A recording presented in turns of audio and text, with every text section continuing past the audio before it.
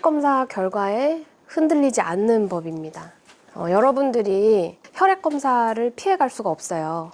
검사지를 딱 받아봤을 때 모든 수치가 다 정상 범위 안에 싹 들어있고 큰 이상이 없다 하면은 너무 좋겠지만, 의사는 괜찮다고 해서 받아봤더니 뭐 빨간색, 파란색 화살표가 막 쭈루루룩 있으면은 괜찮다고 하는데 뭐 이상 수치가 이렇게 많은데 뭐가 괜찮다는 건지, 이게 어느 정도 벗어나야지 그래도 괜찮은 거고 그나마 좀 걱정을 덜 해도 되는 건지, 이런 게 걱정이 되실 수밖에 없을 것 같아요.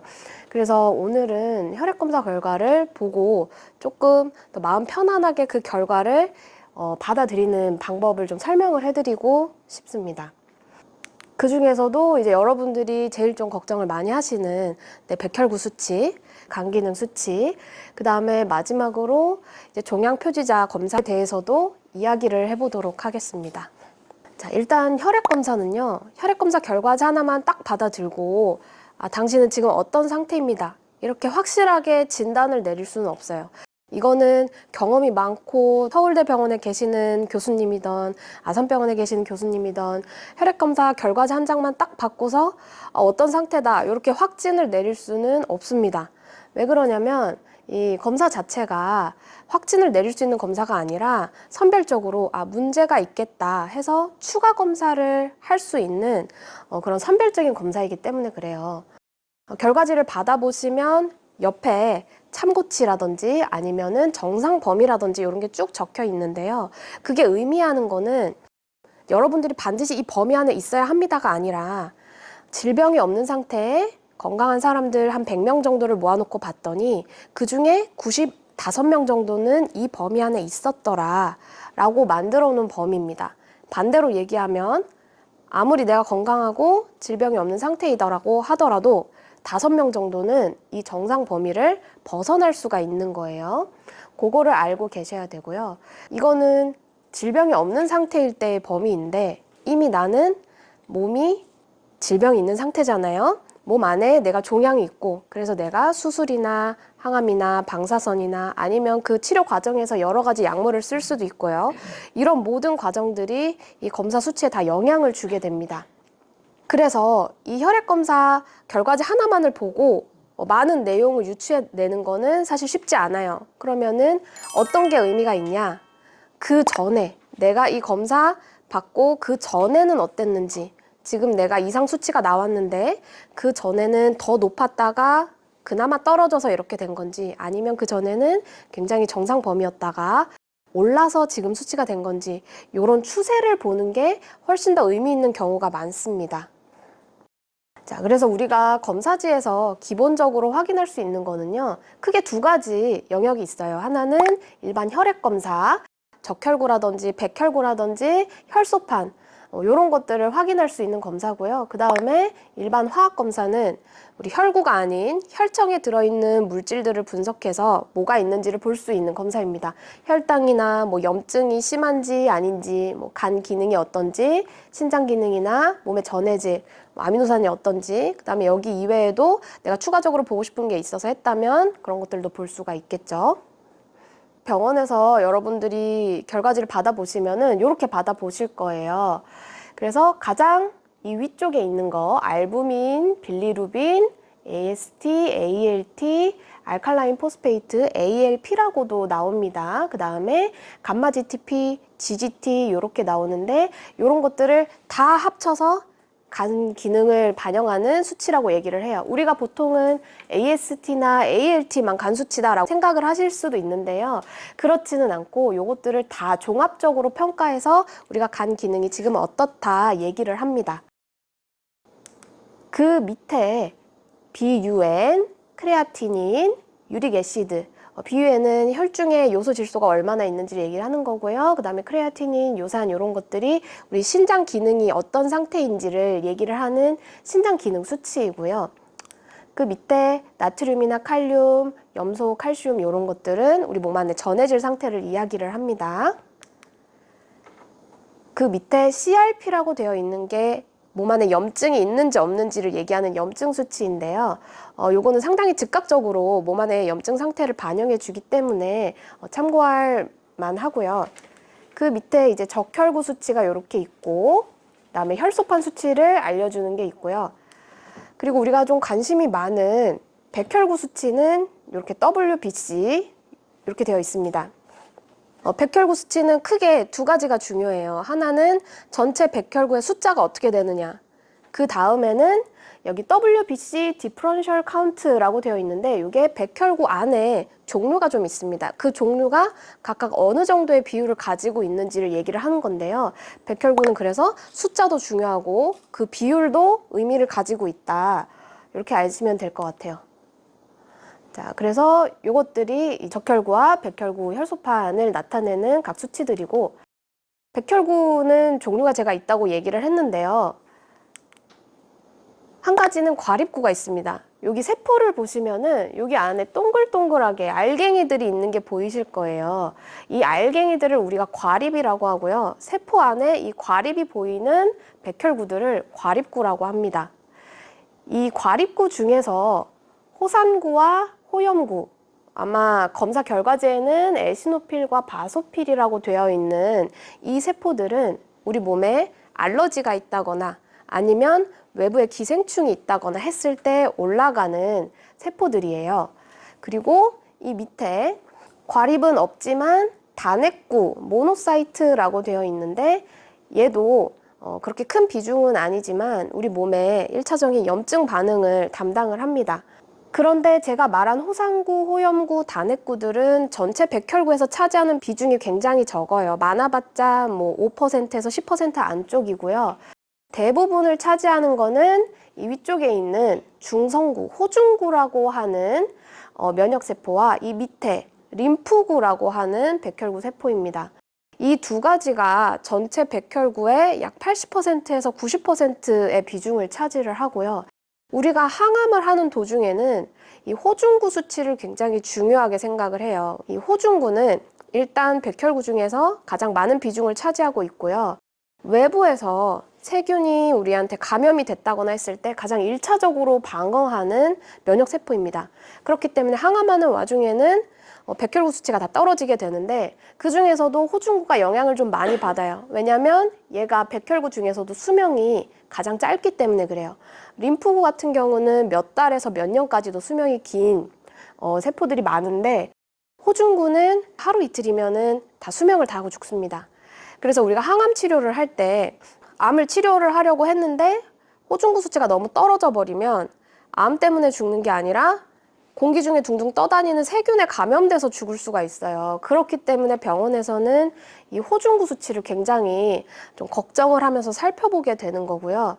반면에 얘가 암을 공격하는 거는 아닙니다. 암을 공격하고 우리가 암 치료할 때 의미가 있는 백혈구는 이 림프구예요. 우리가 잘 아는 T세포라든지 NK세포라든지 이런 것들이 다 림프구에 해당이 됩니다. 사례를 하나를 볼게요. 이분은 6월달과 8월달 두 개의 결과지를 주셨는데 걱정이 이 호중구와 림프구의 비율이 중요하다고 했는데 어떤 게 좋은 거냐 이런 질문을 해주셨어요. 호중구와 림프구가 일단 백혈구 수치 자체는 정상 범위 안에 있다는 전제 하에 어느 정도의 비율이 중요하냐 요거는 NLR이라고 호중구를 림프구로 나눈 비율을 우리가 보는 게 있습니다. 요 참고치가 있고요. 이 NNR 비율이 2보다 낮을 때 암을 치료를 하는데 예후가 좋다라고 얘기를 하고요. NNR 수치가 높을수록 호중구의 비율이 몸에 높다는 뜻이고요. 이거는 몸에 염증이 많다라는 뜻으로 해석을 해요. 그렇기 때문에 NNR 수치가 뭐 4, 5 이렇게 높은 경우에는 치료하는데 예후가 좋지 않다 얘기를 하고요. 그래서 만약에 이 NNR 수치를 계산을 했을 때 내가 4나 5나 좀 높은 수치가 나왔다 하시면은 요거를 교정을 하는 방법을 생각을 해보셔야 됩니다. 한 가지 이 호중구와 림프구는요, 우리의 마음과도 좀 연관이 되어 있어요. 림프구는 우리가 마음이 편안하고 몸이 이완이 되어 있고 부교감신경이 잘 작동을 하고 있을 때 그 비중이 올라가고요. 반대로 호중구는 내가 스트레스를 많이 받고 긴장이 되어 있고 몸이 힘든 상황일 때 호중구의 비율이 올라갑니다. 그러니까 내가 마음이 편안하게 있으면은 자연스럽게 암을 치료하는 데도 좋지만 이 림프구도 암을 잘 공격할 수 있는 상황이 만들어지는 거예요. 그래서 이분 같은 경우는 전체 백혈구 수치는 정상 범위 안에 있었고요. 6월 달도 그렇고 8월 달도 그렇고 NNR 수치가 둘 다 굉장히 낮은 결과가 나왔죠. 그래서 NNR 수치는 굉장히 양호하다 이렇게 얘기를 할 수 있을 것 같아요.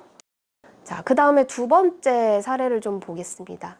이분 같은 경우는 제가 염증 수치라고 얘기를 한 CRP 수치가 굉장히 올라가 있어요. 정상 범위가 0.6까지고 우리가 보통 1 안쪽으로는 가벼운 염증, 뭐 감기라든지 목이 좀 칼칼하다든지 이런 경우에도 많이 오르지만 1이 넘어가면은 약간 몸 안에 어딘가에 염증이 좀 있다 이렇게 보는데요. 2가 넘어가는 약간 중등도의 염증이 있는 상황에서 NNR 비율을 봤더니 호중구의 비율이 굉장히 높고 림프구의 비율은 낮아서 NNR 수치가 4가 넘는 상태가 나왔어요. 이분은 몸 안에 염증이 굉장히 심하게 있는 상황이라고 해석을 할 수가 있겠죠. 그래서 이런 경우에는 우리가 소염제를 쓰든 아니면 항생제를 쓰든 다른 도움을 받든 해서 이 상황을 좀 개선을 하는 것이 필요합니다. 염증 관리가 필요한 상황이고요. 그 다음에 세 번째 사례는 이분은 이제 거의 6개월 가량의 데이터를 주셨어요.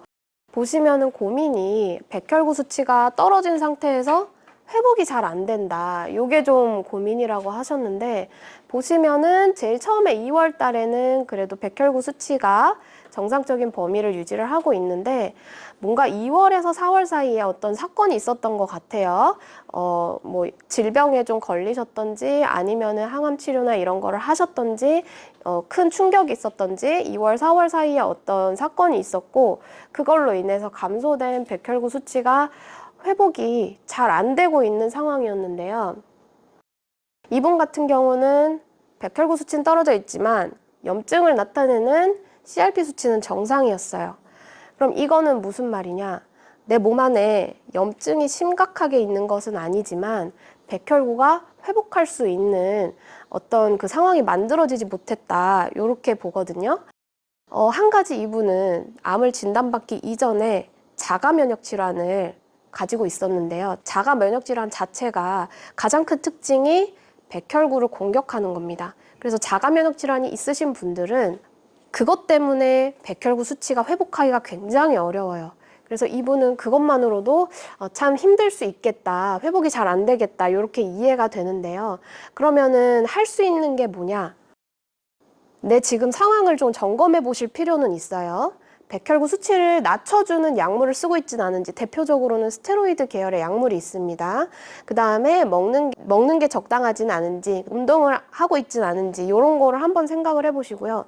가장 중요한 거는 밤에 잠을 잘 자는지, 그리고 내가 지속적인 스트레스를 받고 있진 않은지 요거를 좀 확인을 해보셔야 돼요.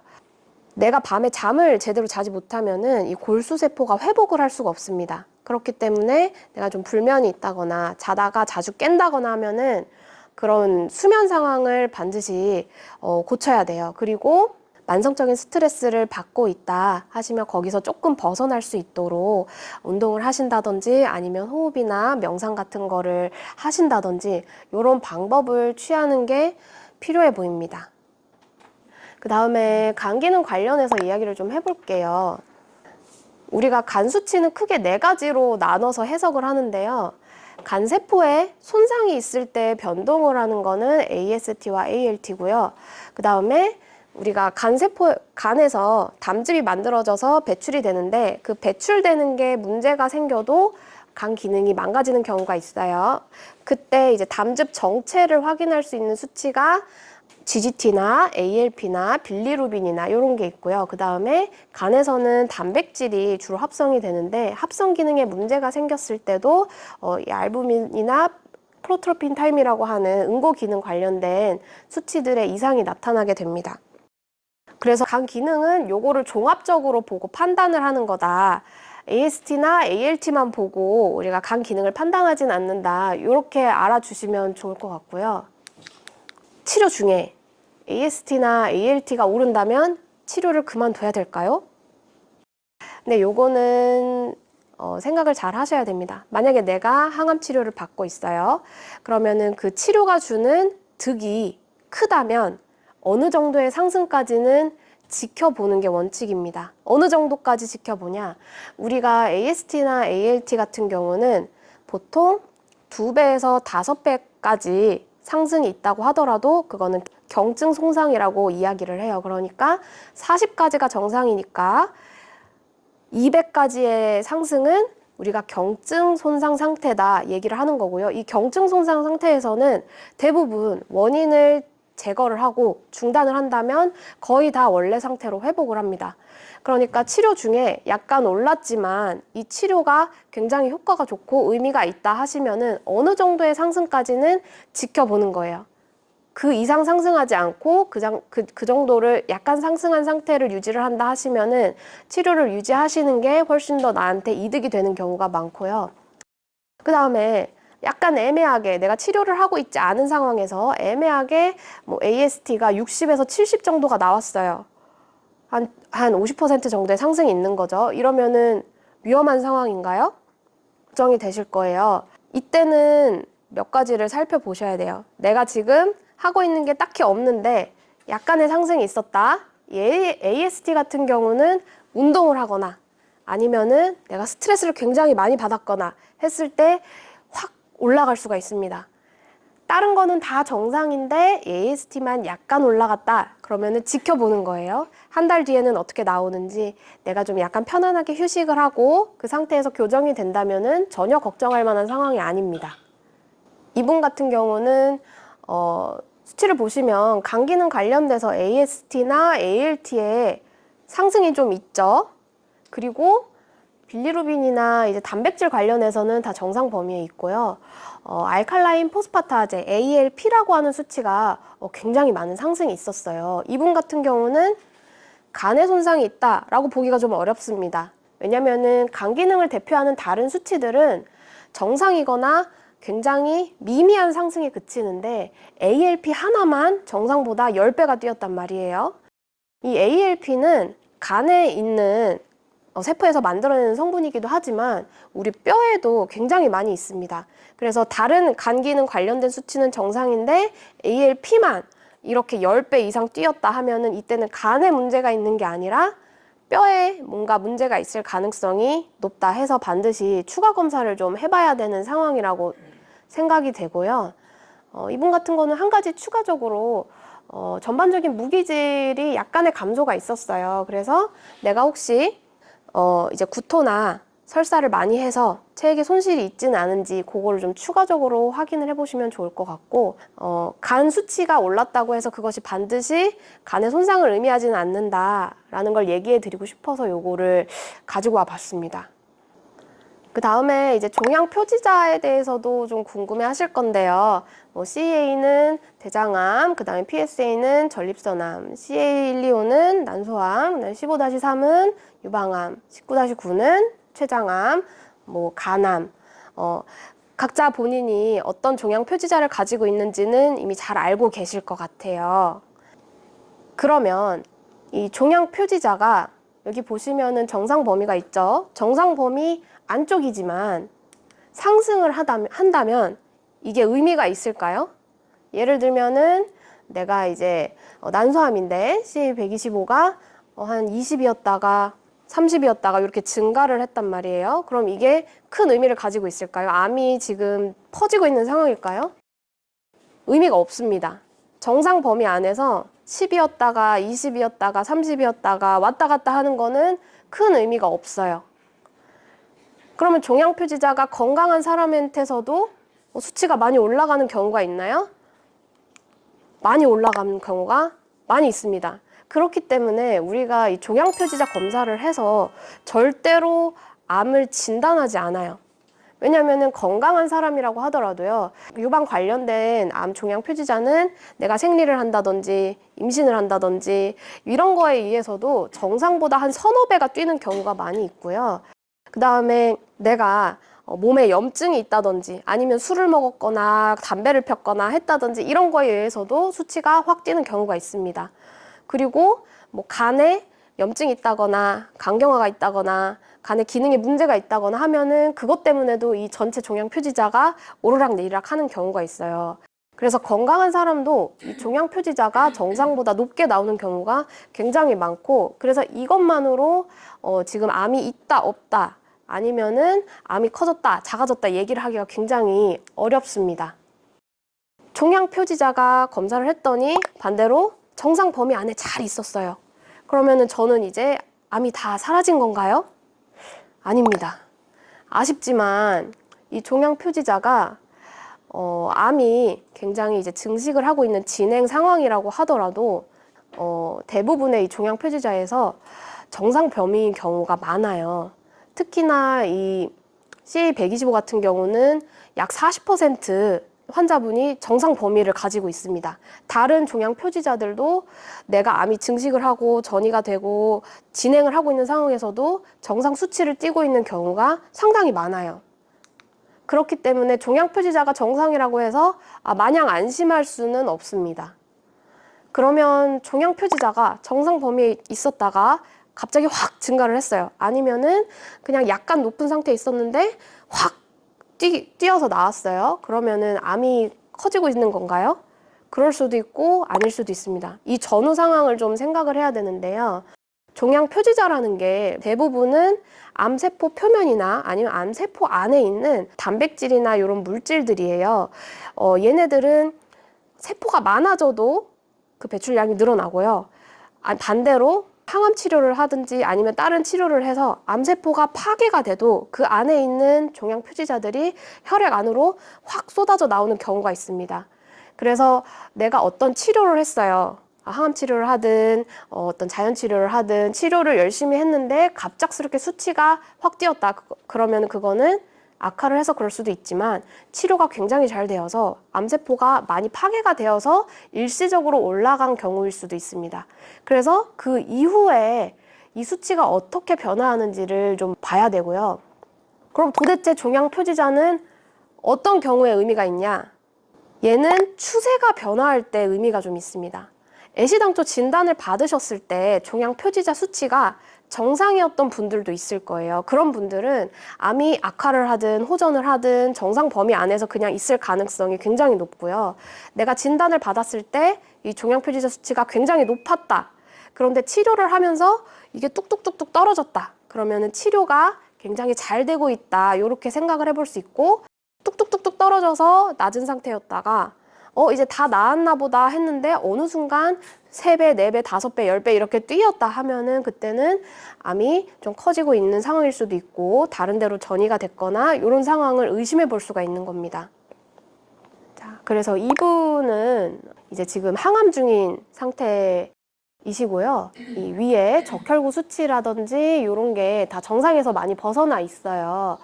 항암 중에는 적혈구, 백혈구, 혈소판 수치가 다 변동이 있을 수 있고요. 그리고 요 밑에 단핵구와 호상구 수치가 정상보다 약간 올라갔죠. 우리가 항암 중에는 몸 안에 염증이 갑작스럽게 많아지는 상황이기 때문에 염증에 대응하는 단핵구나 호상구의 비율이 올라가는 경향이 있습니다. 그래서 요 수치가 올라갔다고 해서 뭔가 잘못된 건 아니고 항암 중에는 자연스럽게 이 수치가 올라갈 수 있다 얘기를 드리고요. 그리고 이분은 한 가지 제가 체크를 해드리고 싶은 게 제가 얘기를 했던 신장 기능을 반영한다는 크레아티닌 수치가요. 정상은 0.7에서 1.4 사이고 높을수록 안 좋은 거예요. 그러면 반대로 낮으면 낮을수록 좋은 거냐? 아닙니다. 얘는 근육에서 만들어지는 성분이기 때문에요. 내가 근육량이 많으면은 신장 기능이 건강해도 약간은 높게 나올 수가 있고요. 반대로 내가 근육이 너무 많이 빠졌어요. 그것 때문에라도 약간 수치가 떨어질 수가 있습니다. 그래서 내가 정상 범위에서 지나치게 떨어져 있다 하시면은 내 몸에 근육이 많이 빠져 있는 걸로 생각을 할 수가 있어요. 그렇기 때문에 이 크레아틴 수치가 좀 많이 떨어진 분들은 운동을 한다거나 해서 근육량을 조금 올릴 수 있다면 올려주시는 게 좋을 것 같아서 여기 한번 체크를 해봤습니다. 그래서 우리가 이제 혈액 검사를 했을 때 수치에 이상이 나타났어요. 백혈구나 간 수치나 종양 표지자 수치가 조금 이상이 있어요. 그러면은 일단 어떻게 해야 되느냐? 의료진이 할 수 있는 역할이 있습니다. 의료진이 할 수 있는 역할은 의료진에게 맡겨주시고요. 약을 쓴다든지, 뭐 주사를 쓴다든지, 아니면은 다른 치료법을 제시를 해주신다든지, 이런 의료진이 할 수 있는 역할은 의료진에게 맡겨주시고, 내가 스스로 할 수 있는 거는 적당한 음식을 적절하게 먹고 있는지, 그다음에 운동을 잘 하고 있는지, 명상이나 호흡은 잘 하고 있는지, 스트레스를 많이 받고 있는 환경에 있지는 않은지, 내가 할 수 있는 것들을 체크를 해주시고, 이게 개선이 돼서 내 몸 상태가 전반적으로 좋아진다면 당연히 자연스럽게 이 검사 수치들도 회복이 되게 돼 있습니다. 그래서 이 검사 수치 말고 내가 스스로 몸을 체크할 수 있는 방법은요, 다들 잘 알고 계시는 거예요. 내가 잘 먹을 수 있는가, 그리고 내가 잘 배설을 할 수 있는가, 그리고 내가 밤에 잠을 잘 잘 수 있는가, 요거 세 가지를 확인을 해 보시고, 요게 잘 되시면은 그래도 안심을 하고 지금 받으시는 치료를 쭉 이어 나가시면 될 것 같습니다. 음식을 잘 먹는가는 많이 먹을 수 있는가를 물어보는 게 아니에요. 적당한 양을 적절하게 먹을 수 있는가. 먹었을 때 조금만 먹어도 배가 빵빵하고 가스가 차고 더부룩하고 이런 증상이 있지는 않은지, 그 다음에 변을 보는 게 주기가 하루 이틀에 한 번씩 본다든지 일정한 주기로 보시는지, 모양은 부드럽게 잘 나오는지, 너무 많은 힘이 필요하지는 않은지, 그런 걸 보셔야 되고요. 수면은 내가 잠을 자는 시간이 6시간에서 8시간 사이로 수면 시간이 적당한지, 그리고 밤에 잠이 들 때 누워서 1시간, 2시간 뒤척여야 되는지, 그리고 잠을 자다가도 서너 번씩 깨지는 않은지, 이런 거를 확인을 해보시고요. 이게 다 잘 된다 하시면은 수치가 잠깐은 이상할 수 있어요. 너무 걱정하지 마시고 다 회복이 될 겁니다. 그래서 정리를 해보자면은 검사 수치에 일희일비 하지 말자. 그리고 내가 너무 불안하고 너무 걱정이 되고 이 수치가 뭐가 하나 잘못 나왔는데 이것 때문에 잘못되진 않을까 걱정이 되신다면은 날짜별로 정리를 해보세요. 날짜별로 이 수치가 내가 치료를 받았을 때 받기 전이랑 후에 어떻게 달라지는지 추세를 확인해 보는 게 훨씬 더 해석하는 게 의미가 있고, 의료진에게 상담을 했을 때도 해드릴 수 있는 예의가 더 많습니다. 그리고 내 스스로는 가장 한국적인 게 가장 세계적이다 얘기를 하잖아요. 가장 주관적인 게 가장 객관적인 겁니다. 내가 잘 먹을 수 있고 잘 내보낼 수 있고 잘 잘 수 있다면 그것만으로도 여러분은 잘하고 있는 겁니다. 결국 해야 될 거는 달라지지가 않아요. 우리가 적절하게 먹고 운동 열심히 하고, 그다음에 잘 생각하고 스트레스에서 멀어지고 호흡에 신경 쓰고, 이런 것들을 하시면 자연스럽게 정상 수치로 다 돌아오실 겁니다.